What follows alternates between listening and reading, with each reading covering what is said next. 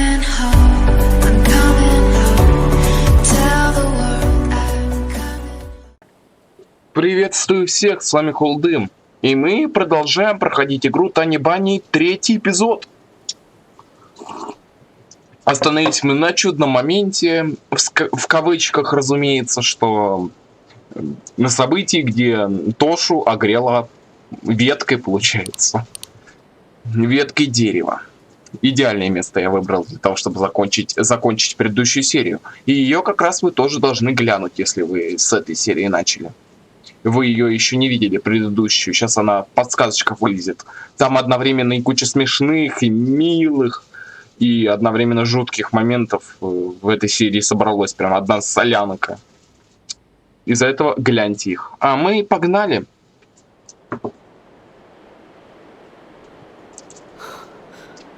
Ух, какой ты быстрый! Подожди. Вот тут, я серьезно. Тут серьезно, я вообще не ожидал, что она появится. Я в комментариях написал, только упомянул ее. Вот где Алиса, блин? Вот скучаю по Алисе. Я это упомянул, и вот она здесь. Вот это везение. Ну или Пресвятой Рандом услышал мои молитвы и решил, а что бы ее сюда не впихнуть? Держи. Ой, наконец-то она здесь. Ой. И с ней хотя бы весь этот страх испарится. Хотя бы на время. Хотя бы на время. Продолжим. Вперед.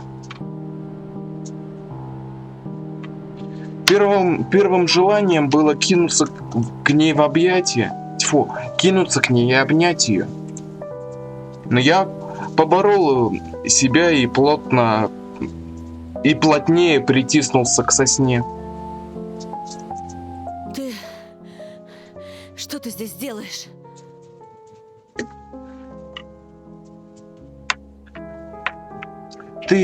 Что ты здесь делаешь? Как я и говорил в предыдущих сериях, я буду читать диалоги. Как только персонажи их будут говорить, я их тоже прочту, чтобы 100% получить себе субтитры. Мне они нужны. Да вот. Она протянула мне потерянную шапку. В бюро находок подрабатываю. В бюро находок подрабатываю. Надевай, а то уши замерзнут, а потом, глядишь, и вовсе отвалятся. Надевай, а то уши замерзнут, а потом глядишь, и вовсе отвалятся. Она хихикнула. Я подозрительно смотрел то на нее, то на шапку, будто боялся, что в руке Алисы окажется что-то вроде отрубленной головы, или еще страшнее. Но шапка была просто шапкой. Ну, взять. Тут выбора нет. Я забрал ее, натянул по самые брови. Тепло? Я не ответил. Там во дворе были какие-то дети. И что, покусали тебя, что ли? И что, покусали тебя, что ли? Нет. Нет. А чего же ты убежал? Ответ был очевиден, но, покатав мысли на языке, я лишь пробурчал. Не знаю. Обещала не обзывать тебя дурачком. Обещала не обзывать тебя дурачком. А я обещание исполняю. Она подошла вплотную, взяв под локоть. Я почувствовал запах мяты, апельсинов и сгоревших бенгальских огней. Захотелось наклониться к Алисе, чтобы распробовать все тонкости ароматов. Сколько можно повторять? Со мной ты в безопасности. Хотя... Сколько можно повторять? Со мной ты в безопасности. Я твой друг. И они. Это кто? Я быстро обернулся туда, куда показала лисичка. На краю опушки появились дети в масках. По крайней мере, все они были небольшого роста. Волчонок, сова и медвежонок. Они фыркали и вздыхали, явно утомившись от бега. Я думала, ты в снег провалился. Я думал, ты в снег провалился. Стало снег копать, нет тебя. Стало снег копать. Нет тебя. А я не копал, лень копать было. Подожди. А вот тут подождите. Голос знакомый. Никого не напоминает? Тоже он полненький. Семен? Вот мне кажется, что вот очень напоминает голос Семена. Серьезно. А я не копал. Лень копать было. А ну как получается? Если дурак, то бегай да копай. Оно как получается? Если дурак, то бегай да копай. А если умный, подожди, пока другие набегаются, накопаются и устанут. А если умный, подожди, пока другие набегаются, накопаются и устанут. Уж тогда заводи разговор. И уж тогда заводи разговор. Как я рад! Иди, ой. Как я рад! Дегенерат! Очень мирное приветствие. О? Не обращай внимания, он со странностями. А вот этот голос я не могу понять, кому его можно присунуть. Я не знаю, на кого он похож. Я понял, что стою с открытым ртом, с бессмысленно опущенными руками. Я знаю, не зная, как реагировать на слова поздних гостей, я все-таки выдавил подобие улыбки. Вы просто меня напугали. Они начали переглядываться, а кто-то даже фыркнул, словно услышал шутку. Да, лесоправа! Это он. Нет, это наш! Неужели нашли? Наш зайчик. Чё-то мне не нравится быть среди вот этих всех животных зайчиков. Фиг знает, что вы натворили. Что вы с Семеном сделали? Да, похож. Взбесившийся от радости волчонок начал махать частью костюма, словно хвостом. Ну, конечно, ты первый! Это волчик раньше всех почуял зайчика в тебе и рассказал нам. Здравствуй. С нашей совушкой ты знаком не понаслышке. Не такая уж она и страшная, правда? Ну, Да, наверное. А этот улыбчивый бугай — медвежутка. Ты лучше с ним поласковее, а то голову откусит. Зачем это? Да, смотрю, ты чувство юмора где-то обронил. это точно. Ой. Все еще сомневаюсь в благих намерениях причудливых зверят, я спрятал руки за спину, стараясь при этом не смотреть на зияющие дыры карнавальных масок вместо глаз.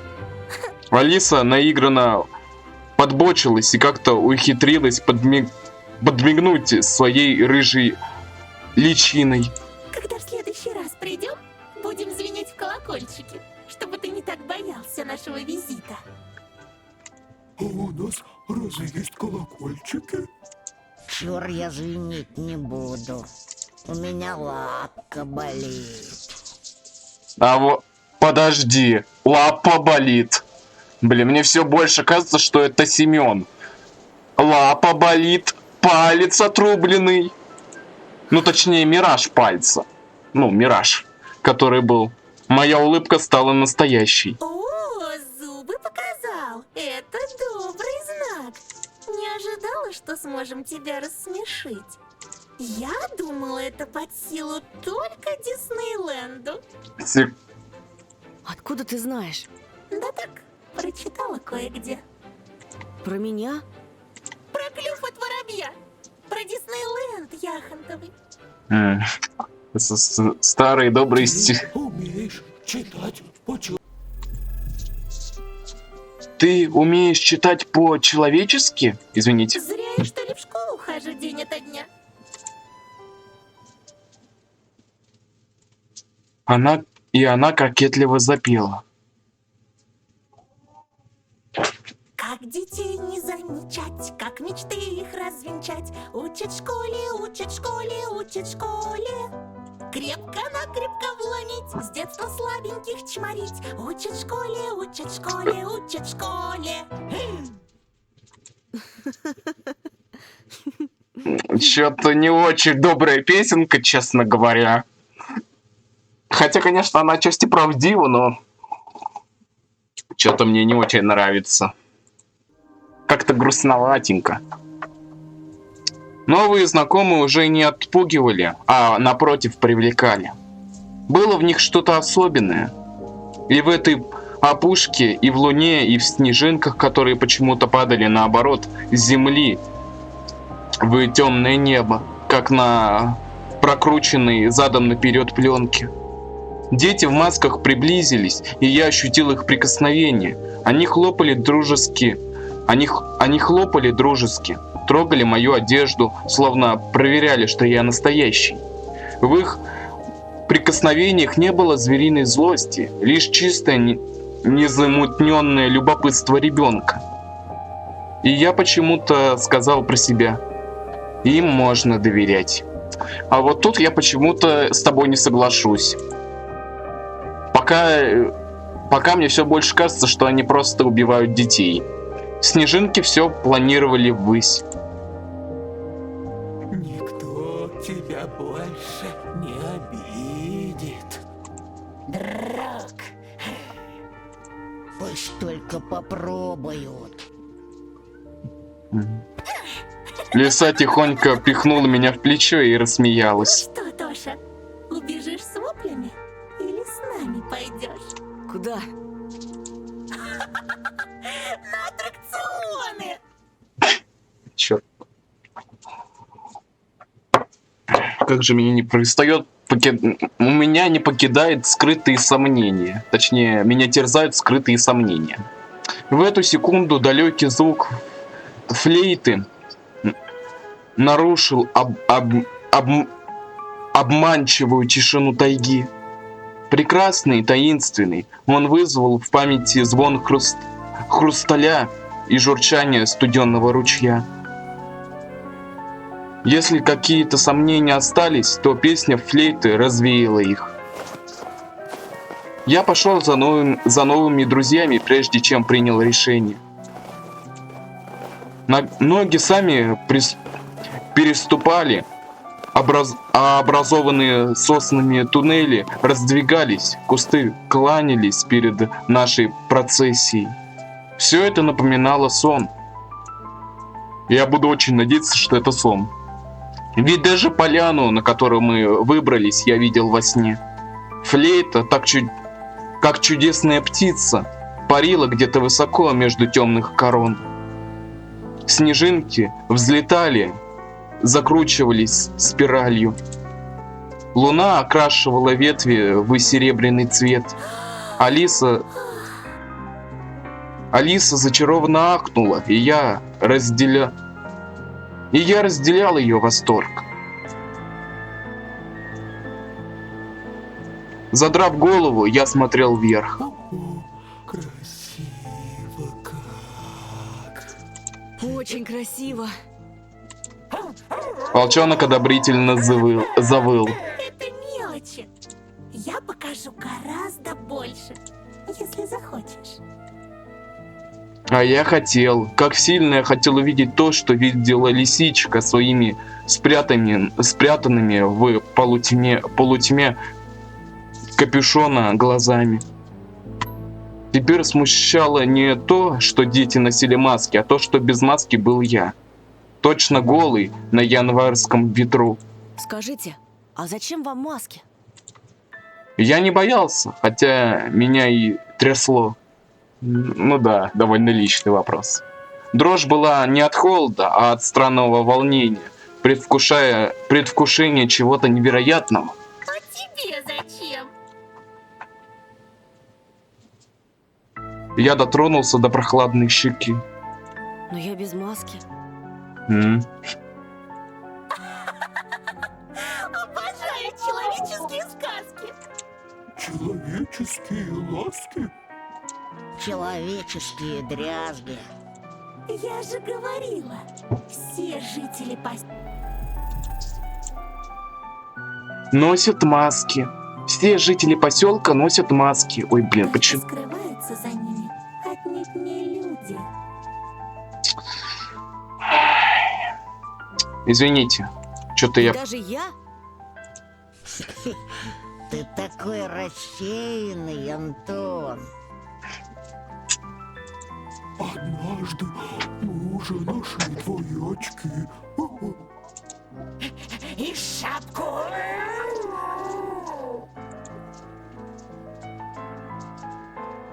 И твое настоящее лицо. Я увидел маску, которую лиса мне протягивала.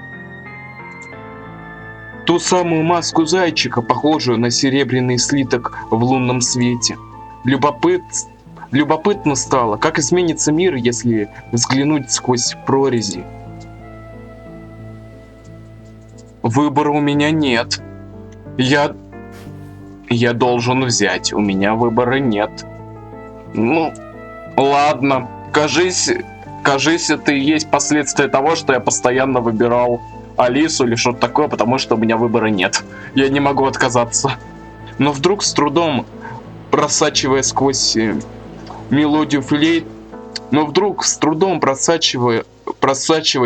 мелодию флейты, меня посетило озарение. Очки, которые они нашли, были у Семёна. Мои новые знакомые наверняка знали, что с ним произошло. Или хуже. А куда подевался Семен? Что с ним стало? Ой-ой-ой. И с остальными детьми? Медвежонок и сова переглянулись. Волчонок сжался комочком, а лисичка чуть опустила острый носик маски. Тот, кого держали в клетке. Тот, кто режет мелко-мелко. Тот, кто носит кожаное лицо, забрал их. Умел бы я креститься, перекрестился бы. Хотите сказать, это был человек? Чем ты только слушал? Разве можно назвать такого, как он, человеком? Подождите-ка, а вот теперь у меня опять созрела теория. Мне кажется, человек, которого они говорят, про кого они говорят, это тот чувак с заячьей губой, которого мы встретили уже больше 3 раз, то в лесу, то за переулком, и он постоянно уходил, ничего не говоря. И, кажись, он был в кожаную одежду одет.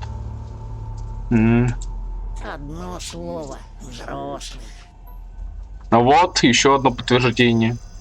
В мире взрослых так легко потеряться. Убийцы, жестокие дрессировщики и равнодушные родители. Лучше об этом вовсе не думать, чтобы не грустить. Не знаю, как вам, а мне печалиться совсем не хочется. Я сегодня какой-то негрустный. Антон, а ты? Я задумался, глядя в лес, пытаясь определить, откуда доносится звук флейты. Я был уверен, что музыкант стоит прямо за чистоколом сосен. Очень высокий, перебирающий длинными пальцами дырочки в корпусе флейты. Да что ж такое, хватит нажимать. Что, сядем тосковать или займемся отдыхом? Алиса хотела что-то показать. Давай начнем с самой сладкой части программы. Лисичка извлекла из кармана горсть конфет и вручила по очереди всем детям. Зашуршали фантики, тут же запахло ананасом, какао и дыней. Последнюю конфету, вафельную, мою любимую, Алиса вложила мне прямо в рот. Язык Язык обволокло пряностью. Казалось, что мое тело покрылось шерстью, по которой пробегали яркие искорки. Замешков, я прожевал вафли и шоколад, проглотил их, наслаждаясь вкусом. Спасибо. Ой, что-то ему не очень. Одеть маску. Благодарность вышла глуховатой, потому что губы мои уже касались маски. Ой. Я не заметил, как поднес ее к лицу. От папье-маше исходило тепло. Маска льнула к коже и приятно пощипывала. Так я нырял после зимней прогулки в горячую ванну и лежал, мурча от пенной воды. Говорила же, это твое! Мое. Чего стоим? За нас веселиться никто не будет. И то верно. Мелодия кружилась по поляне, как вихрь. Не терпелось выпустить ту энергию, тот жар, которым меня наполняла чарующая музыка. Сова прыгнула и исчезла высоко вверху. Над головой раздался ее смех, а потом она приземлилась обратно, фырча и отдуваясь. И ты так можешь. Попробуй. Я попробовал. Неужели? Получится. Сейчас взлетим кверху. О. Ноги оттолкнулись от земли. Я взлетел ракетой к звездам и закричал от счастья, увидев своих друзей внизу. Ветер помогал мне лететь, словно я скакал на громадном батуте. О, звезды казались яркими, блестками, до которых можно дотянуться языком, слизнуть. Луна стала ближе, а потом я полетел вниз. Лишь на мгновение испугался, что сломаю ноги, но подошвы твердо встали на снег. С нами ты в безопасности. И все твои мечты станут явью. Я так счастлива наконец обрести тебя. Зайчик! Смеясь от восторга, я понял главное. Эти четверо не причинят мне вреда. А настоящие враги... Я чувствовал это каждой шерстенкой своей маски. Те, кто далеко от волшебства. Люди из поселка. Подожди-ка, а вот это мне не нравится. Слишком сильно ты враждебен к людям. Ты не забыл, что у тебя там друзья есть, Семен? Точнее, тьфу. Он уже Ромку и Бяшу забыл, это плохо. Еще я понял, что все вокруг по-настоящему живое. Услышал, как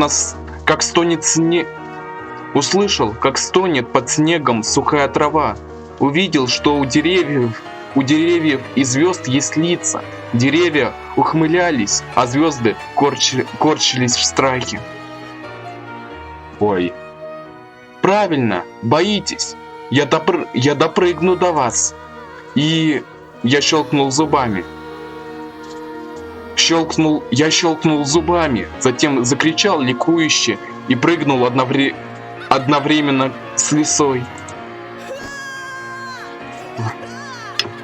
Мы полетели выше самых высоких сосен и застыли в воздухе. Я закружился, Алиса закружилась в такт. Я знал, что она улыбается, и улыбался сам. А флейта все играла и играла, унося нас ввысь. Ты чё, опять в облаках витаешь? Ой, а вот секунду. С вами полетаешь, сонно подумал я, отклеивая подбородок от парты. Мышцы слегка ныли, но это было приятное чувство. Все от чего-то вновь Все от чего-то вновь слонялись по классу, передавали друг другу записки, шушукались. Их физиономии казались выцветшими масками, блеклыми и скучными. Я зевнул, вспоминая, как парил высоко над лесом, а рядом смеялась Алиса и крепко сжимала мою ладонь. Возможно, и почти наверняка это был сон. Потому что из леса я не возвращался, а проснулся дома, в кровати обыкновенным утром с чаем и таблетками. Но меня мало тревожило разумное объяснение ночным танцам. Куда важнее было чувство полета. Знание о том, каково висеть над пиками величественных сосен и скалиться на луну. Ну чего? Чё? Пока ты носом клевал, Катька пропала.